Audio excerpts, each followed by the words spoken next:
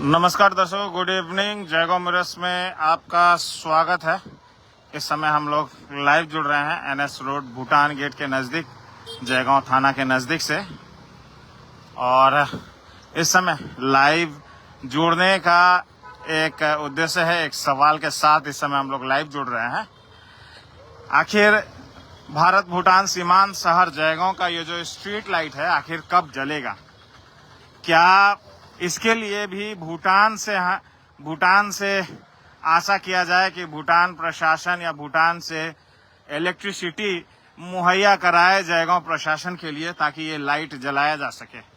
क्योंकि street light के लिए तो कतई इलेक्ट्रिसिटी नहीं है, कतई फंड नहीं है। भले ही ये होर्डिंग वगैरह में आपको देखने को मिल जाए कि लाइटें जल रही हैं, एडवर्टीजमेंट होर्डिंग में लाइट की कमी नहीं है, लेकिन आम जनता के लिए इलेक्ट्रिसिटी ही नहीं है कि ये लाइट जलाया जा सके।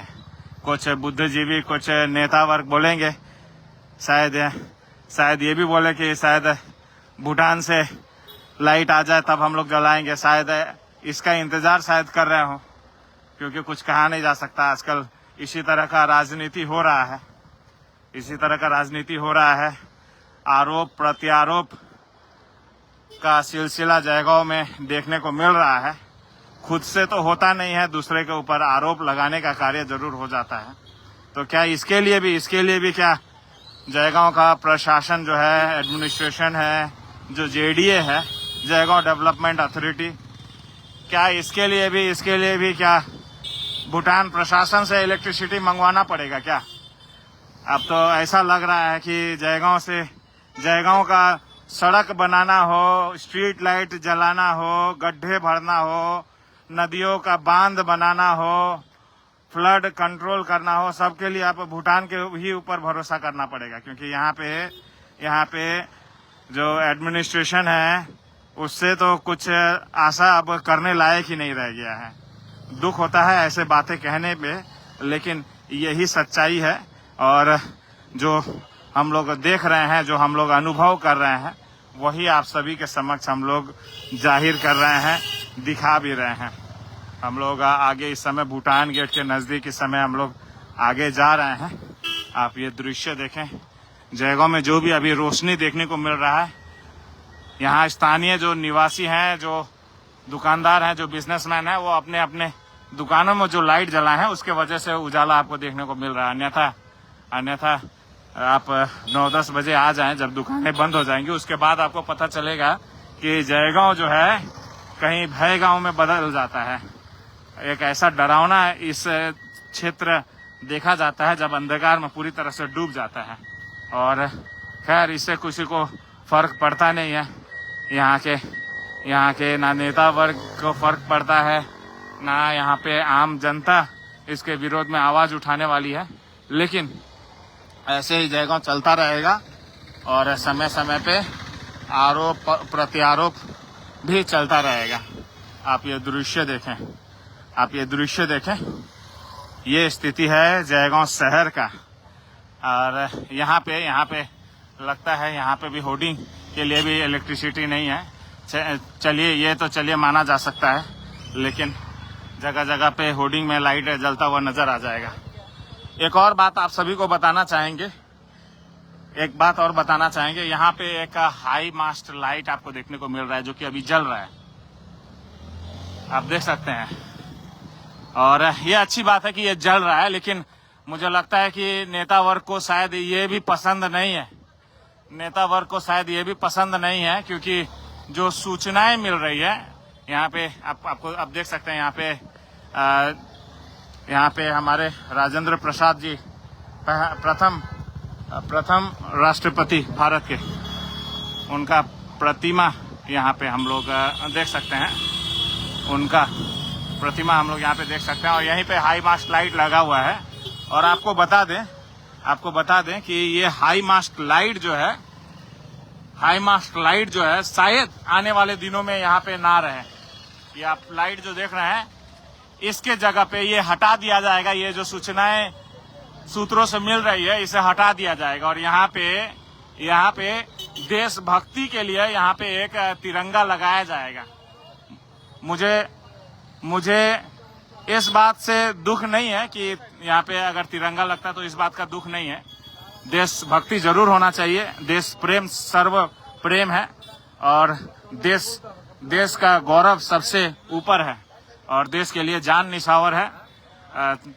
सर झुका सकते हैं लेकिन देश को झुकने नहीं दिया जा सकता। लेकिन हम लोग ये सवाल रखना चाहेंगे कि क्या तिरंगा को, क्या इस हाई मास्ट लाइट को हटा के लगाना जरूरी है? क्योंकि हम लोग सुन रहे हैं, सूत्रों से जानकारी मिल रही है कि ये हाई मास्ट लाइट को हटाकर यहाँ पे तिरंगा लगाया जाएगा, भारतीय ध्वज फहराया जाएगा।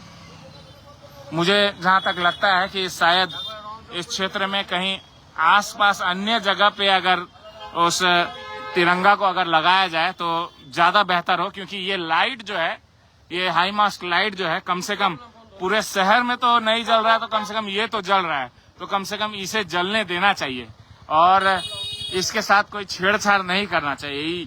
ये एक इस स्थान के लिए काफी अनिवार्य है। आप चारों तरफ अगर आप देखेंगे तो ये एक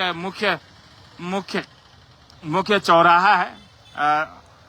तीनों चारों तरफ से सड़कें निकलती हैं और यहाँ पे इस तरह का हाई मास्ट लाइट एक जस्टिफाइड पोजीशन है। यहाँ पे ऐसा हाई मास्ट लाइट होना चाहिए, लेकिन जो सूत्रों से जानकारी मिल रही है, ये हाई मास्ट लाइट की जगह शायद आने वाले दिनों में ये हाई मास्ट लाइट ना रहे और यहाँ पे आपको देश प्रेम के लिए यहाँ पे एक राष्ट्रीय ध्वज हो जाए।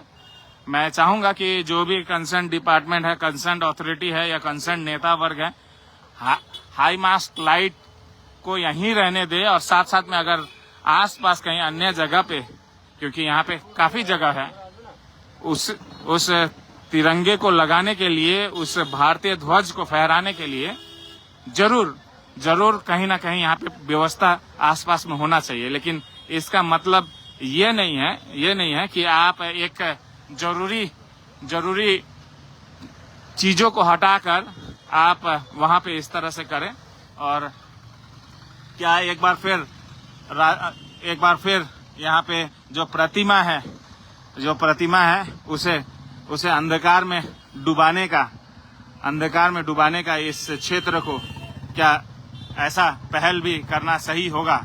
ये खैर बुद्धिजीवी लोगों का सोच है, उसके साथ मैं कोई टिप्पणी नहीं करना चाहूंगा। मैं व्यक्तिगत रूप से चाहूंगा कि यहाँ पे हाई मास्ट लाइट भी रहे और साथ में राष्ट्रीय ध्वज जो तिरंगा यहाँ पे लगाया जाएगा वो भी आसपास यहाँ पे कहीं लगे, ना कि एक को हटाकर दूसरा लगाया जाए।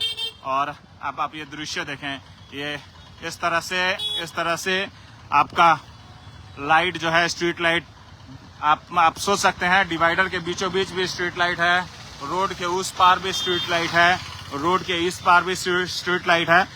स्ट्रीट लाइटों की कमी नहीं है, लेकिन बस जलाने के लिए ना फंड है, ना इच्छा शक्ति है, ना कुछ है।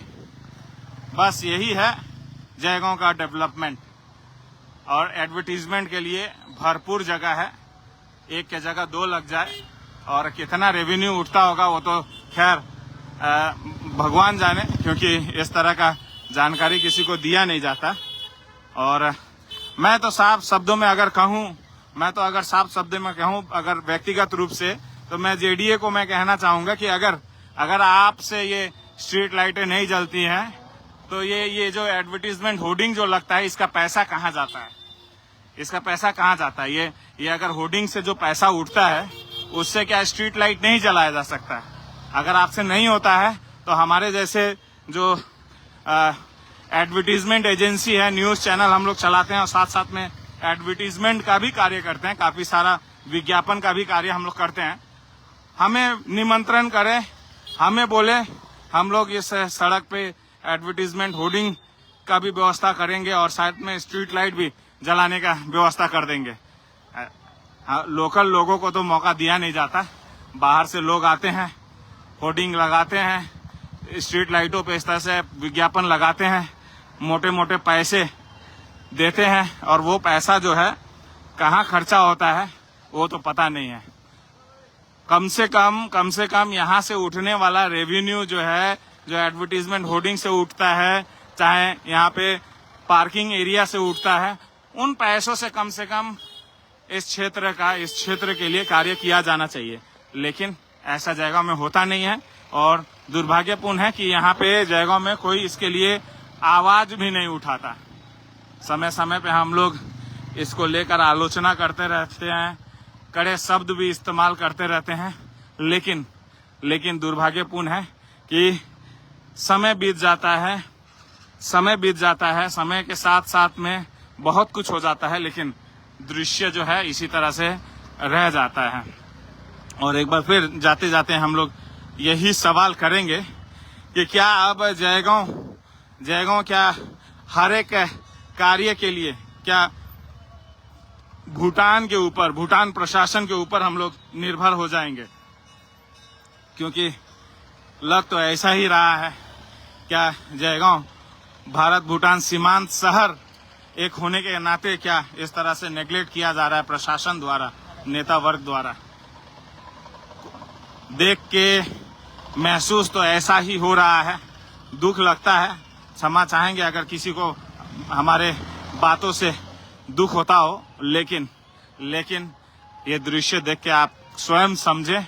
और जाते जाते एक बार फिर नेता वर्ग से यही सवाल करना चाहेंगे, जेडीए प्रशासन से यही सवाल करना चाहेंगे कि क्या ये स्ट्रीट लाइट कभी जलेगा, कब जलेगा?